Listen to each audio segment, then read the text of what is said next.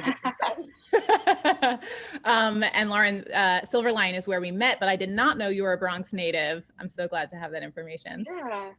Very cool. Derek Brown, introduce yourself, please. Sure. So I'm almost a lifelong Washingtonian. I was born in Washington, D.C. and grew up in the surrounding area. And then I started a cocktail bar called the Columbia Room, which is where I'm at right now. Columbia Room has done pretty well as a cocktail bar, and 2017 was named the best American cocktail bar, which we're very proud of. I wrote a book last year. It seems like last year, although last year seems very far away, called Spirit, Sugar, Water, Bitters, How the Cocktail Conquered the World. And I'm working on a book for 2020 called Mindful Mixology, which is on the subject that we are talking about today. Awesome. Meaning low and no and low alcohol drinks, right? No and low, low and no. I always get it. I use both. If throughout the manuscript it's all confused. Low and no, no and low. I don't know. Good. Okay. 2022. Yes. 2022. Okay. So just jot that down, put it on your refrigerator. When 2022 comes around, pull it off and order it from Amazon or your local bookstore, maybe independent bookstore. Nice. Okay, I'm going to roll right into questions, but I also want to say to you all watching, please feel free to ask questions yourselves. I think that they will be coming through my little Q&A function over here, this little Q&A box. So go ahead, add questions as we go, and I'm going to be filtering through them and trying to get to as many as possible within this time. We're going to have a little chat for 25 minutes or so, and then I'm going to punt it to you, Derek and Lauren, to demo some drinks. Right. So, all right. I get asked this question a lot, so actually I'm going to punt it to you guys to see if you can inform me if there's something, why is this happening now? Like, am I correct in thinking that the attitude towards this concept of alcohol-free cocktails has changed in the past 5 years or so, that there's kind of this newfound acceptance and energy in general and also within the industry? And if I'm right about that, where does this come from, you think, and why now? I guess, Lauren, we'll start with you if you have thoughts on that, which I know you do. Yeah, for sure. So, I think we've lost a lot of friends and colleagues and unfortunately, people that we've idolized and we're very fond of in this industry. And it's very much due to behaviors and habits that we weren't really talking about for a long time. And I think that, over the last couple of years, these conversations have come to the forefront. We've been a little bit more honest about how these behaviors can be sometimes, destructive, unfortunately. And wellness, I think, is becoming a little bit more of a priority. And this is very much a part of the reason why Alex Jump, my partner in crime with Focus on Health, this is the reason why we started Focus on Health. And we saw that there was a problem. And we really wanted to have these difficult conversations about these issues. And I think it's such a wonderful thing, that we can be here today having these conversations, and that, you, Julia, and you, Derek, are writing books about mindfulness and no and low beverages. It only shows the importance and displays the importance of these conversations, and that these tools and resources that we're providing to people are essential. Yeah. And can you tell us a little bit more about Focus on Health? Yeah, for sure. Yeah. So we right around COVID, decided, that we wanted to take the experiences that we had with wellness and our journeys and take all of the things that we've implemented to help us, to make us feel better, whether minute or a little bigger, and share them with everyone. Because I think what I was feeling in that moment when I reached out to her was simply, there are things that have worked for me, and I see that there are people who are suffering and having a difficult time. So how do we create a platform where we can share this information with them? And additionally, use people in our industry like Amy Ward, the health tender, and so many others who are experts in their respective fields of work, who want to have these conversations and share their knowledge. So really what we're doing right now is just creating content for food and beverage and individuals to come and take advantage of these 5 pillars of wellness. So social, physical, environmental. We're talking about mental health as well, and just discussing each pillar in its entirety and displaying different ways that people can take care of themselves. Awesome. Okay, thanks for that. So Yeah. Derek, would you agree that we're talking about these, drinks now because we're increasingly kind of more attuned to wellness, and what else, might be part of what's making the time right now? Sure. I honestly think that is a big part of it. Lauren is correct. And it mirrors my own journey in the industry. So I do really understand that. But I also think that there's just there's 2 other factors that I'll point out. One is that there's always been this group of people who have been sidelined for their tastes or what they don't want to drink, right? People, whether the way you put it, Julia, is for whatever reason, whether they're pregnant or it's for piety or religious reasons or health reasons or what have you, they go to a bar and they've always been kind of like, they get lemonade or Coca-Cola or something like that. And maybe some enterprising bartender will like put a sprig of rosemary in their lemonade and a little bit of grenadine. So they really got the short end of the stick. And I think that more and more that come to the forefront and saying, no, we want really great drinks. Now, the second part of that is that with craft cocktails in general, there's a craft behind it, and it never had to do with alcohol. Making a great drink doesn't mean it has to have alcohol. To making a great, sophisticated adult beverage, you can use, whatever to make it. You don't have to include alcohol. And so I think that as we mature and grow in the craft of the cocktail, that our vision grows as well. And so non-alcoholic drinks have become a part of that. Yeah. And I want to ask, why is it important to each of you? Certainly this conversation is happening, but it's not happening everywhere. And I'd say the 2 of you have been, DC, and even considering what's going on across the country, which I saw when I got in my Subaru and drove around it for a few months when doing research for my book. It's happening, but not everywhere. So I'd say that you're kind of early adopters, if you will. So why is it important to you? Yeah, I think for me, I saw with my own journey that I was definitely at a place where I felt for a moment like, hey, you need to slow down, you're a little out of control. And it really, the root of it was like, where is this coming from? Like, why are you doing this? So it was initially just like being a little bit more intentional, mindful about the decisions that I was making. And really considering that initially led me to, okay, well, if I'm in a moment where I need to make a decision, whether it be like, am I going to wake up and eat the leftover pizza, or am I going to go for a run? It really placed me in a position where it was like, well, I can do both. The world isn't black and white, right? It's not like these decisions that we make don't have to be so difficult initially. So transitioning into that mindset, like, I think I'm very much a person who's like, I want to run the marathon and I don't want to prepare for the race. I just want to go. And so I need to take a step back and just be like, okay, well, if you're going to have the pizza, go for the run, or don't have the pizza and go for a run, or, whatever it may be. And there are many options. So just approaching it that way, acknowledging that the world is not black and white, and that what works for me may not work for you, but if it's working for me, that doesn't necessarily mean that it's a bad thing, is really the approach that I wanted to go into when tackling, these difficulties and hardships. Yes. I think that's why, it's not black and white, which is why, in a way, I subtitled my book, the Dr. Susian Long way I subtitled it, which is the for whatever reason part, because it's not necessarily a sobriety book, right? Like it's people choose not to drink for all kinds of reasons. And that could even be for this month, if you're doing a dry January, or for this week, or for tonight, or for this round, that doesn't mean that you can't have a delicious culinary experience, Derek, what about you?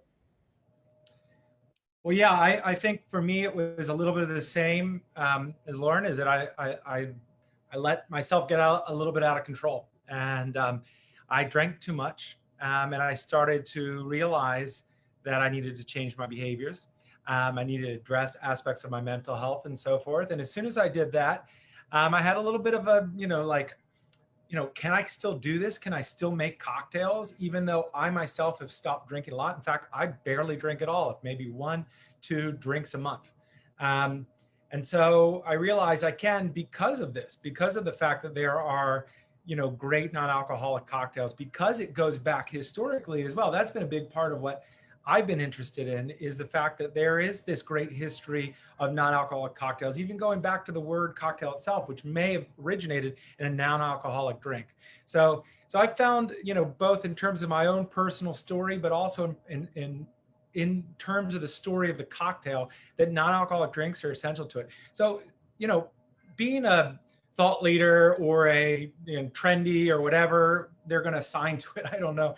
I think you just got to follow your passion and your interests. And that's what I've been doing. I know that's what Lauren's doing. I know a lot of people, yourself included, Julia, that's what we're doing. And that's creating a little bit of a space for this non-alcoholic, kind of renaissance, if you will, to blossom, which is fantastic. And I'm excited about that. I'm glad to be part of it. Yeah, I'm excited to learn more about the history of this in your work. To me, what's exciting is some of the new products that are on the market. Of course, Lauren, you know this well, working with Seedlip. But it's so cool to have things to lean on that are sophisticated and that aren't too sweet, because that's the bad rap these drinks have gotten historically, or more recently historically, as I'm learning now. There's nuance to this that we'll learn from Derek's book. But it's so great to have, you can build a non-alcoholic bar now.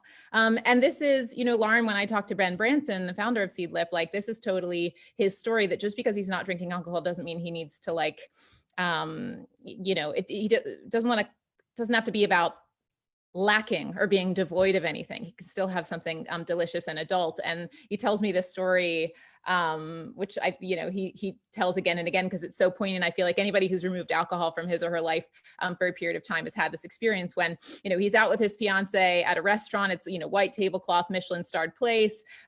She orders a beautiful glass of Bordeaux. He gets something non-alcoholic, and out comes, a pink bubbly drink in a Collins glass with a stripy straw, and he was like, I felt like an idiot, this did not fit the ambiance. This did not fit the food. We've got to do better. And that's, partly what inspired him to make these products.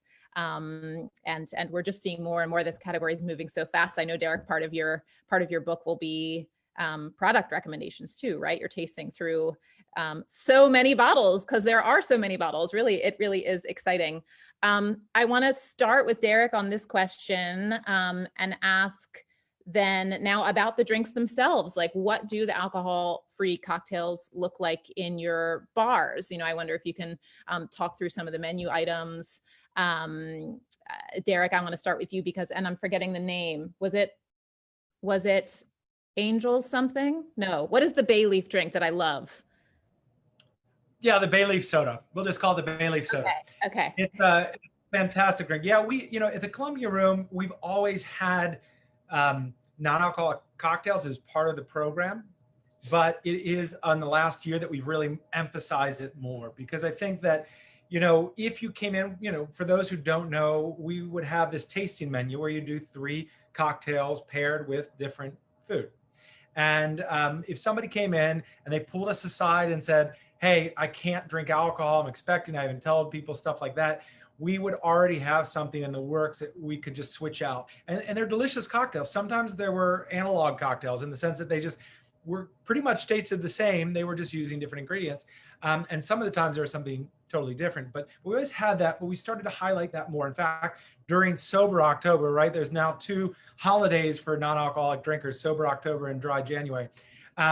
We've featured a lot of different non-alcoholic products, wines, beers, and cocktails, including the Bailey soda. It's called the Apollo's Crown.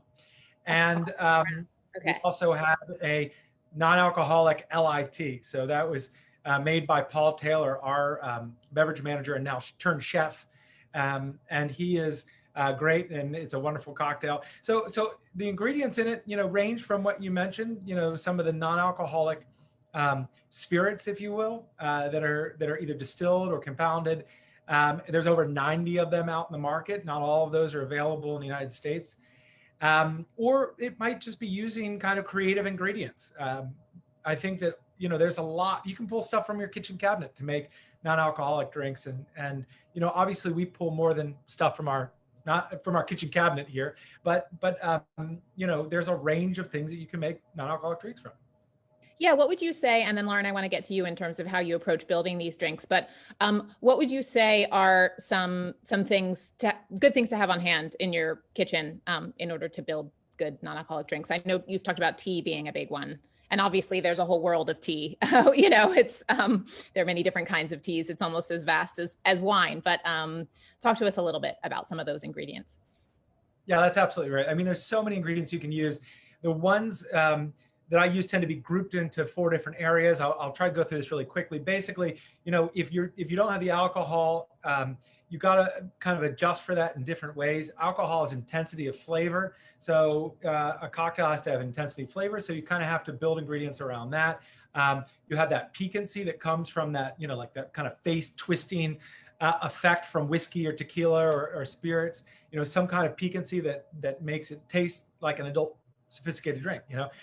The length that alcohol takes up, those are all factors in it, and the texture. You got to have to kind of consider all of those. So some of the ingredients that I've used that I really like are apple cider vinegar. Actually, I think that's one of the best. Just a little spoonful of apple cider vinegar will add that kind of like piquancy to it. It's a fermented product, so in that sense it kind of mirrors some of the aspects of alcohol, and it gives you that bite.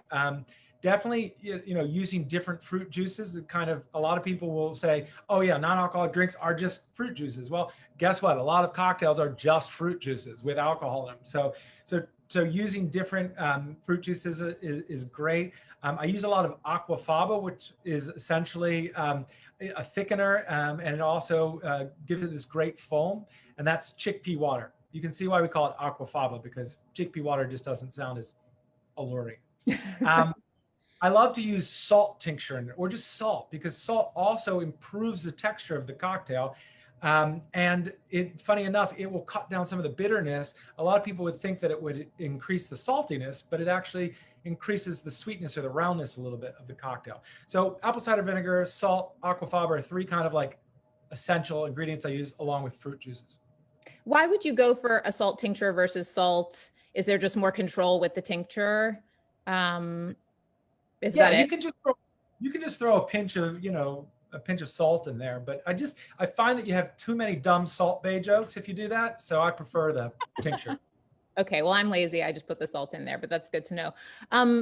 Lauren, I know you're each going to do a demo, and so we'll actually see how you build these drinks, but I wonder if you can step back and just think, big picture. Do you have like an approach towards putting these drinks together, or is it not just one approach and it's as varied as anything, as cooking? Yeah, it's funny, as Derek was speaking, I was like, wow, you're in my head, but that makes sense working with him for so many years. But no, I agree with everything he just said. I think one of the things that I see being done in DC that I really appreciate with making these non-alcoholic beverages is first and foremost the glassware choice. I think that if we are, putting all of these really amazing drinks that have alcohol in decadent glasses, and then when it comes to the non-alcoholic drink, putting them in a glass that's not as pretty, that really sets the expectation for how much thought and care went into that particular drink. Additionally, I think the placement of where people put the drinks on their menu is a big thing. If it's right in the back with the kids drinks, that probably tells you you're going to get a lemonade or Shirley Temple, right? So I think it's really important to be thoughtful about our approach. We don't want, the same way we would accommodate a dietary restriction with food, we want to ensure that people feel welcomed and that they can still enjoy the experience. We want to treat non-alcoholic beverages the same way. So when I'm making my cocktails, I think of glassware. As far as flavor is concerned, with some of these non-alcoholic products on the market, a lot of them don't have density, they don't have sugar. So think texture, as Derek said, how can I add texture and You can do that by adding sugar. You can do that by adding egg white or aquafaba. Soda water is a big thing. I think that really provides you with that effervescent, quality that's really amazing and delicious. Fermented products are great, and you can do a lot of fun stuff. Kombucha is a big one, obviously. I have a fermented mango honey that's just chilling in my corner over here, with some garlic, but I no big deal. It's just hanging out in the corner.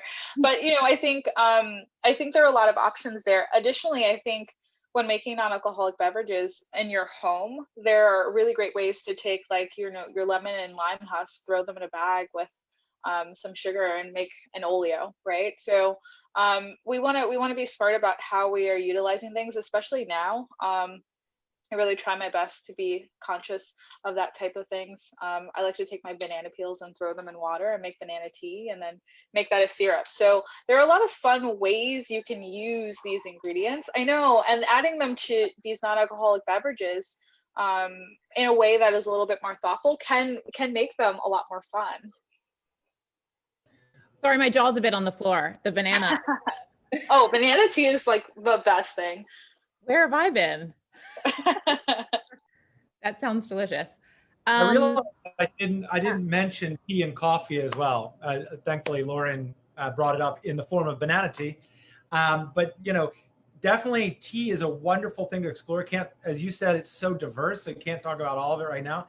But there are some teas that are like rich and smoky. There's some teas that are earthy and all of that. And coffee is also great because it's a stimulant as well. So it gives you a little bit of the effect that you may miss from alcohol. Yes. I realized that, so I knew this was going to happen, that we're already at 3:25 and I've gone off script and I'm just enjoying talking to you all. So we'll probably go a little bit over. I had 3:30 as my stop time. I'm going to take up a little more space and enjoy, but I think you guys can get your drinks done within a certain time. Also, I want to say again to the audience, please feel free to ask questions. I know I'm focusing mainly on no and not low. You're right, Derek. It's hard to keep them straight just because that's what I'm personally interested in. But please, feel free to ask questions about low alcohol drinks if you have them. And speaking of questions, before I get on to my next one, somebody asked, Cynthia Gill asked, can you repeat, Lauren, the banana tea process? It sounded so interesting, but she missed it.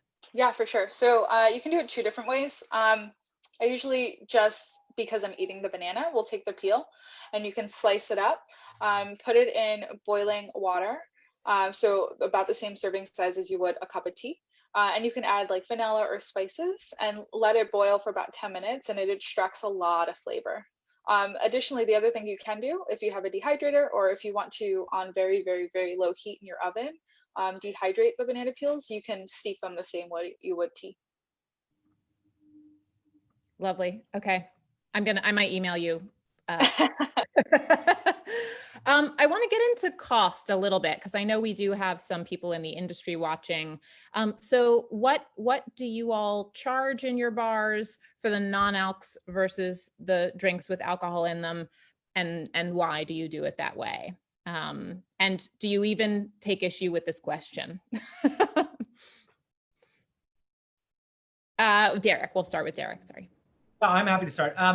So, we charge usually around $10, $12 for a non-alcoholic cocktail. And honestly, a lot of the time, we are subsidizing the customer's experience. There's some idea that if something doesn't have alcohol, it's cheaper, which doesn't make any sense because a lot of the quote unquote non-alcoholic spirits that we're using, they're as expensive as a bottle of alcohol.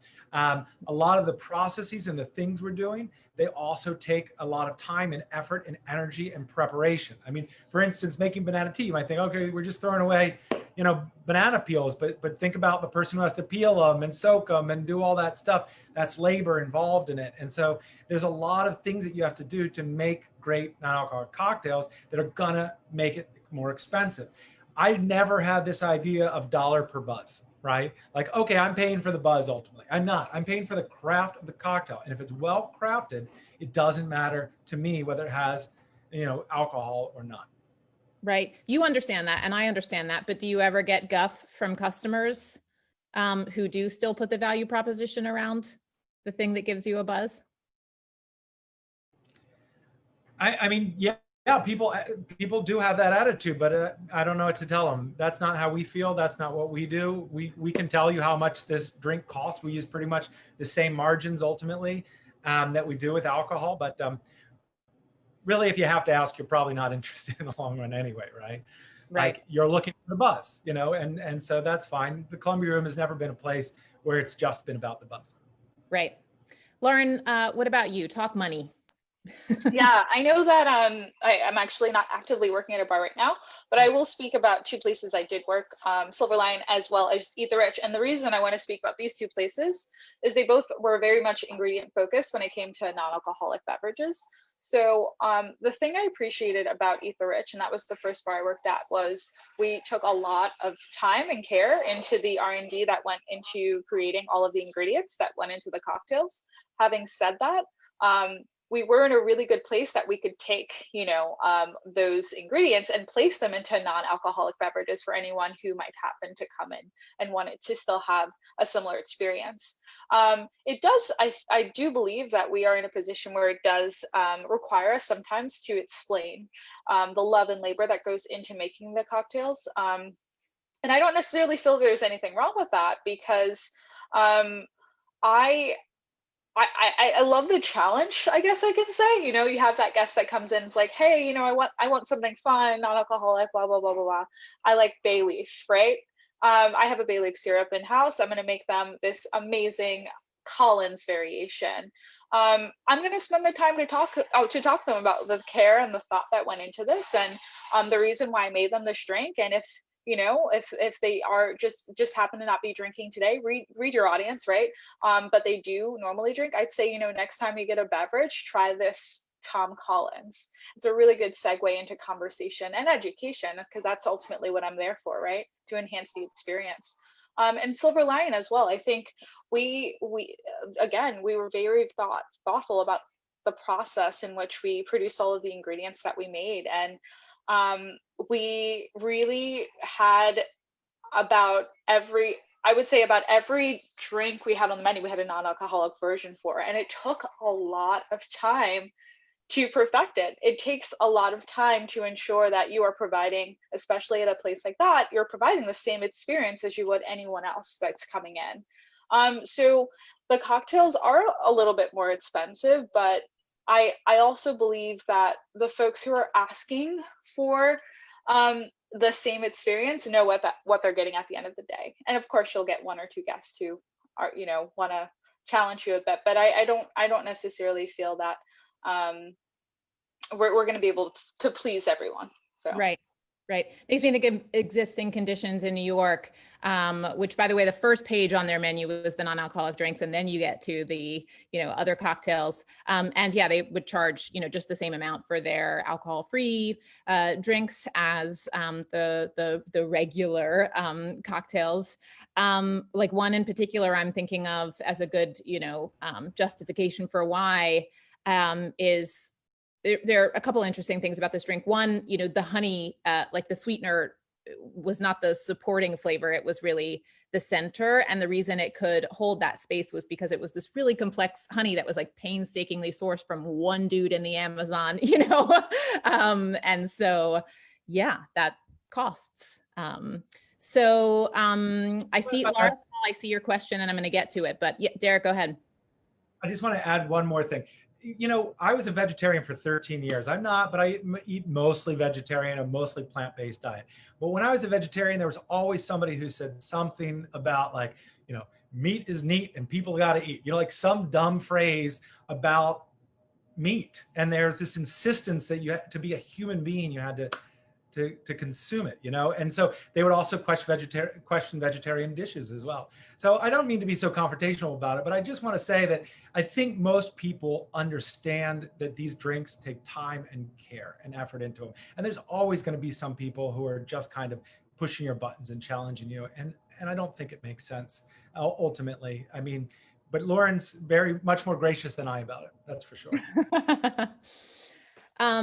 Okay, Laura, I'm going to get to your question, but I want to existing conditions reminds me, it is dearly departed. It's unfortunately closed for good. And that makes me wonder, do you all have concerns? We saw a lot of momentum with this category of drinks, and, with a shift in mindset around them. And I wonder, are you concerned, what the way in which COVID has impacted the hospitality industry, will these drinks ultimately be kind of deprioritized as bars and restaurants are trying to get back on their feet, once we can move about more freely? What does that bring up for either of you? Sorry, unmuting is hard sometimes. It's a really great question. And honestly, right now, being the brand ambassador in DC for a non-alcoholic brand, it has been an interesting, a very interesting topic. I've noticed that there are many establishments that are going to be taking those beverages off their menu first. And interestingly enough, I've heard from many people state that they are the drinks that people want more now, no and low. So I've really just been taking the time to explain this doesn't have to be a pain in the butt.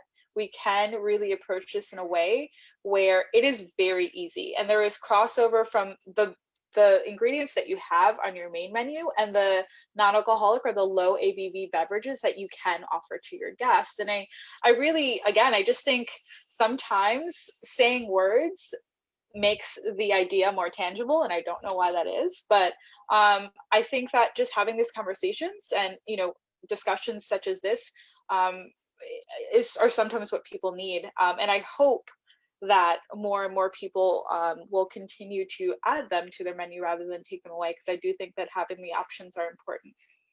It's interesting, Derek, I'm going to get to you in a second, but yeah, I talked, we don't really have data on this yet as we're still in 2020, but I have talked to so many people who removed alcohol from their lives during COVID, whether that was because they wanted to be the most mentally and physically fit they could possibly be, or whether it was because they kind of always questioned their relationship to alcohol, wondered if they had an unhealthy one. And this became an opportune time to try sobriety because there's no social pressure there. Nobody's asking, hopefully, people, why you're not drinking just won't be part of the conversation ultimately, but still now you do get those questions if you don't drink. And so if you're not socializing, there's no social pressure. Absolutely. I agree with that wholeheartedly. I know there's some data pre-COVID where social drinking, specifically with millennials, was at a higher percentage. So I imagine now that we're not as socially active, that might decrease, hopefully, fingers crossed, but yeah. Derek, have thoughts there? Julia, you just made me think of this awful vision of like people on Zoom being like, come on, man, take a shot, come on. It was like, I was like, Zoom is bad enough without people pressuring you to take shots on the other end. I think that, my, personal kind of like collection of data is that most people really want this stuff. And I get a lot of people writing to me, thanking me for speaking on the topic and for pushing ideas about non-alcoholic cocktails. I think it's important. And I think, honestly, Americans drink too much. And I shouldn't say that because I own a bar, right? But they do. And so I think that, this is a great option for people who are considering cutting down their drinking, for people who are looking for ways to manage their drinking in various ways. And I'm happy to provide, and I'm glad it's out there. And like Lauren said, we're just like putting it out there in the world and hoping that people are interested. Yeah, the pendulum has swung so widely. Our relationship to alcohol as a country, we've been the drunkest country in the world. Then we had prohibition. I'm really hopeful that we're like moving forward with moderation, like in a real way. We'll see. Laura wants to know, New Year's Eve is coming up soon. Is there a good zero proof dupe for champagne? Thoughts? Anyone? Derek, go ahead. Derek buzzed first. There's so many. I mean, first I would recommend that people go to Del Mosa Beverages, where they have these wonderful sparkling wines from Jörg Geiger. They're actually based on ciders, and they're kind of like a cocktail unto themselves, but they're so great. They're delicious. They have ones that are kind of sweeter, ones that are kind of drier, but they all are wonderful substitutes. I would also add toast. It's T-O-umlaut-S-T. It doesn't taste like sparkling wine. It's a sparkling white tea with ginger, but it's absolutely fantastic. Very festive. Yes, thanks to you. So I am a big fan of Del Mosso. They are selling all sorts of great non-alcoholic drinks and importing them, but I didn't know of that one. Repeat it again, Derek, the bottle that you mentioned first. There's a whole line of different wine alternatives, but it's Jörg Geiger, J-O-R-G with an umlaut, no relation to toast. Geiger, G-E-I-G-E-R. So he makes something specifically called Oct Bitter that is my absolute favorite bubbly non-alcoholic that's out there. Okay, so not only did I order a bottle because I saw you mention it on Twitter, which by the way, if you don't follow Derek on Twitter, you should, because he's constantly recommending things, tasting through bottles. But also I got a DM from Sean Brock, who's a chef and is sober, last night about what are good non-alcoholic champagnes and wines. And I gave him way more than he asked for, but I included that in the list because it came from your recommendation. So pass that on forward. Thanks. Lauren, any thoughts? Yeah, I'm a firm believer that if someone is already doing something wonderful, then don't try to recreate the wheel. So Derek's recommendation all of the way. Of course, recreating classic cocktails in a non-alcoholic way are probably a good approach. But yeah, I think that's great that there are so many non-alcoholic options. Okay, good. Then that gives me a chance to ask a couple more questions. I know I'm pushing you guys to do your demos very quickly. I'm sorry. Let's talk a bit about the future. I wonder what the future might look like for alcohol-free cocktails. Or this could either be what each of you expects will happen or what you hope will happen. Lauren, we'll start with you. Yeah, I just think I hope that people are willing to continue the conversation and ultimately see that they're willing to see what part they play in the conversation. Because I think, having the conversation versus seeing what part you play are two completely entirely different things. One ends up being a little bit more impactful, especially because with the weight of the world and everything happening, times can be stressful, times can be hard. And we want to just ensure that people are coping with them in a very safe and healthy way. So yeah, I think continuing to have these conversations, continuing to to inform people of the products that are being made and produced, and sharing recipes and reading books, just educating ourselves is what's most important. Cool. Derek. I mean, this reminds me of the very beginning of the craft cocktail movement in general, which I was lucky to be sort of on one of the waves going forward. There was a group of people who were concerned about making great classic cocktails, and a lot of people just didn't really understand what they were doing in some ways. At one point in history, it's not too long ago, people were like, a Sazerac, what the hell is that? Or an old fashioned, that's crazy. Moscow Mule, all of these drinks that have become popular and interested, people are interested in now, at one point were kind of like under the radar. And so I feel very much like the non-alcoholic cocktail movement, if you will, is kind of mirroring that development. So I see it growing and growing. I see more bartenders kind of taking up the cause, more people kind of, experimenting with non-alcoholic cocktails and developing them, more and better spirits, non-alcoholic spirits and products out there. I mean, I think it's endless. We could really create a wonderful opportunity. And look, drink whatever you want. Drink alcohol, don't drink alcohol, drink some alcohol, drink little alcohol. Who cares? Ultimately, it's up to you. You have the choice. But that's the point. It's a choice. And I think that that's really, what all of us kind of represent. We're not saying don't drink. We're saying here's a choice. Right. Yeah, definitely. We're not demonizing alcohol. We're just excited that standards are being raised, in this category. When I think about the future, I wonder if like there will ever be alcohol-free classics, like beyond the Shirley Temple, like will some forward-thinking bartenders develop templates for, other people to follow, maybe others that like haven't had the resources to experiment themselves. And so before I officially take myself off the stage here, I want to ask kind of a fun one, which is what would the paler and the brown cocktail look like? The alcohol-free classic that you would create. Not to put you on the spot, but if anyone has ideas. Yeah. So I had to think about this. It kind of stumped me when I read this. I think an equal part green tea, pineapple coconut water with a couple of drops of saline and like a bar spoon of simple syrup over a big ice cube would be my drink. It's just perfect. I think Nice. it has the salinity. It has that fruit forwardness. You want a little tannin. Backbone of vegetalness. I don't know. I could drink that. I think that, when I was thinking about this, it's like, well, every great cocktail has a good story or a made up one, right? And every great cocktail is one that I hope the person who made it would want to drink over and over and over again. So awesome. Okay, we'll call it Paler's Pick. there you go. Another reason for me to email you after this. Okay, Derek, what's the brown or whatever you. It's kind of poor form to name a cocktail after yourself. Okay. But I did it anyway. I did it anyway. My book coming in 2022, I created a drink that's called Brown's Cream Phosphate. And it's based off there already are classics of non-alcoholic drinks. There's a drink called Thompson's Spa Egg Phosphate. It's from the 19th century. It was from Thompson's, which was a non-alcoholic bar, literally a sober bar. They made all of these great drinks.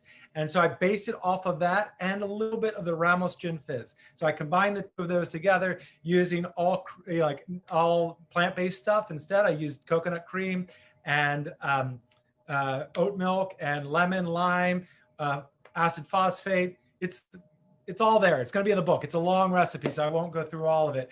But it's the first cocktail I've named after myself. I hope it lives on in history 100 years from now. But if it doesn't, at least Lauren's will. Awesome. Okay, well, I can't wait for that recipe. And let's, instead of talking about these drinks, let's go ahead and make them. As you can see, it's gotten darker over here. The sun is literally setting on me. So I'm gonna leave. I'm gonna punt it to the two of you to demo your drinks. And thanks so much for having me. And Derek and Lauren, it's so nice to get to chat with you. Yeah, thank you very much, Julia. Okay. Buy Julia's book, Good Drinks. Good drinks. Okay, bye all. Okay, I forget, Lauren, who goes first? You go first. All right, I can start. So I wanted to make a drink today with really just displaying the fact that we can make drinks in our homes with the ingredients that are in our homes. I say that and I had to run out and get pineapple juice, but it's okay. So we're gonna start with just a few ingredients that I always know that I have in my home that are delicious together. So the first thing I'm going to do is put the saline solution in my shaker tip. So saline solution versus salt for me just provides me with consistency. And I know we touched on that a little bit earlier when Derek was talking about it. I find that it also just really binds the flavors of your beverages together the same way you would put like salt or pepper in your food at home. The next thing I'm going to do is I have my lovely aquafaba. So I'm going to do half an ounce of that. And that's really just going to help with the texture and the density that I'm looking to achieve when making this cocktail. I'm going to do half an ounce of fresh lime juice. I'm actually going to shake this real quick. I have a spiced pineapple syrup. So I took pineapple juice and I did equal parts pineapple juice. I'm sorry. That's what I was originally going to do. I did 2 parts pineapple juice and 1 part of granulated cane sugar. Then I added some spices. Honestly, I took the pumpkin spice that you use to place inside of your like pumpkin pie. And I took 2 bar spoons and just threw it in there. again, just to display the simplicity of being able to make these beverages in your home. But again, additional complexity, which is really nice. So I'm going to take about 3/4 ounce of that, put that in my shaker tin.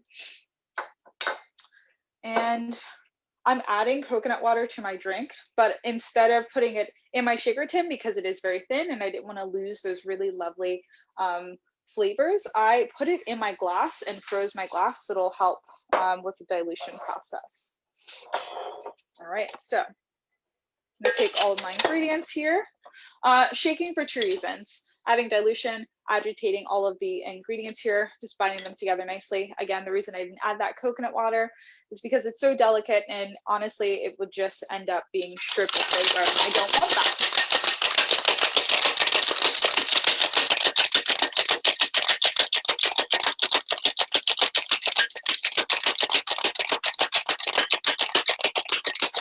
All right, so I'm gonna take that. I'm actually going to grab a cube, another cube from my freezer. I'm going to place that in my glass. I'm going to strain this over.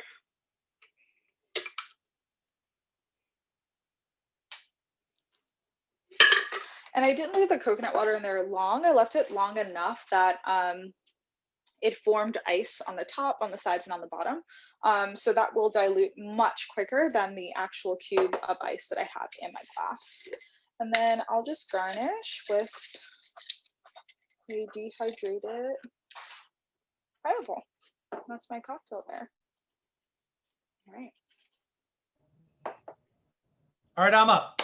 That was looks delicious. I really would like you to make that for me one day when we're allowed to be in a room together, Lauren. I look forward to that. In the meantime, I'll make my cocktail, which is borrowing some of the same ideas and ingredients. I'm going to start with fresh green apple juice. So I just took and juiced green apples straight. That's all. Strained them. And I'm going to use 1.5 ounces of that. I'm pouring this into my shaker tin right here. And I'm going to use 1.5 ounces of lime juice. So that's, using a little extra juice to make up for the volume that you lose when you don't add alcohol to it. But using fresh juices is kind of like an essential part of it. I mean, especially the apple juice, which is great because it has pectin in it, which gives it a little richness and thickness. I'm also going to put 1/2 ounce of honey syrup. I tend to like my non-alcoholic drinks a little bit more tart. So you could certainly add more honey syrup to this to make it a little sweeter if you wanted to. But it's about 1/2 ounce. And that's 2 parts honey to 1 part water. So I basically just boil the water, pour it into honey, and mix it until it becomes this sort of like easier to work with syrup than honey itself. If you take a jar of honey, it ends up all over the place, sticking to the tins themselves. It's no good. You have to mix it with some water to get it to be workable. Then I'm going to take the chickpea water, right? Aquafaba, and I'm going to use 1/2 ounce of that. And this will give it just a little bit of richness and also make sure it's nice and fluffy. And lastly, for that piquancy, right? I talked about how piquancy is an important part of alcohol and cocktails. I'm going to use a mild hot sauce because sometimes people overdo it. But this is like Tabasco green sauce. So I'm just going to give a dash of that in there. And lastly, some salt tincture. So that seems to be the secret of the pros today, salt tincture. So I'm going to put that in there, about 6 drops. Actually, I don't think I got 6 drops, so I'm going to do it. Great.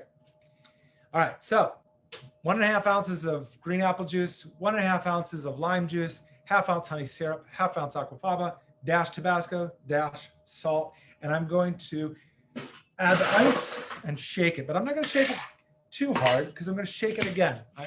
Not overdoing it, but I'm going to like remove the ice and then shake it without ice.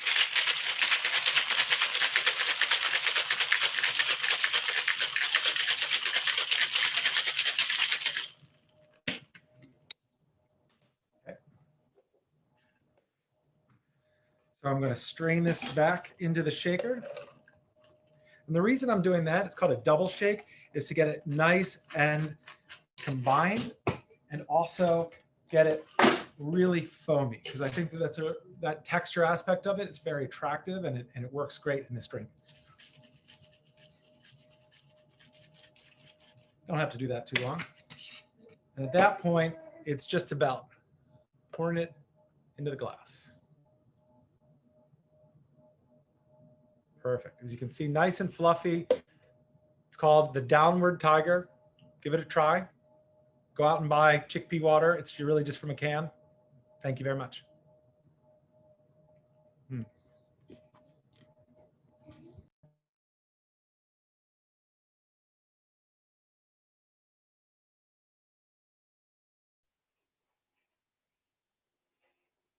Marissa. Oh,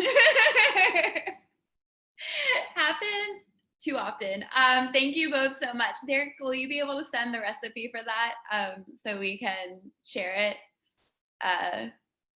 on BYT early, probably tomorrow or Tuesday? Absolutely. Sorry I didn't send it to you already. Will do. No, it is all good. It looks like we have a question from a Facebook viewer. Is it okay to use bitters, or what is an alternative for bitters? It is and it isn't. It depends what your comfort level with alcohol is. So there is a range of quote unquote non-alcoholic bitters called Fee Brothers, right? F-E Brothers. And most of their products register as quote unquote non-alcoholic. Now, some of them go as high as 17% alcohol, even though they're quote unquote non-alcoholic. But think about it. If you're using a couple drops in it, it really is a trace amount of alcohol. It's not a lot. But if you're avoiding alcohol altogether, stay clear of those. And there are great non-alcoholic bitter recipes. In fact, if you go to The Art of the Drink, Darcy O'Neill has a great recipe for non-alcoholic bitters, but you have to make them yourself.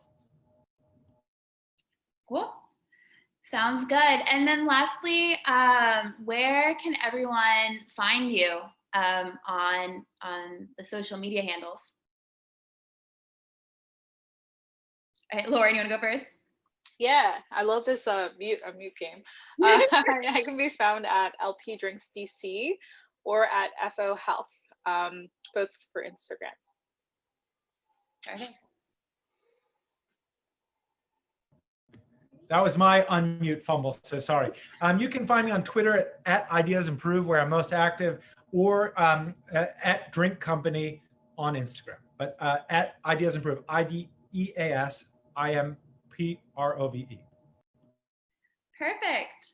Well, thank you both again, and thank you to everyone for joining us this afternoon. And one last thank you to Restaurant Association of Metropolitan Washington, Bacardi, and Perrier for making this all possible. Have an amazing rest of your day and good Thanksgiving.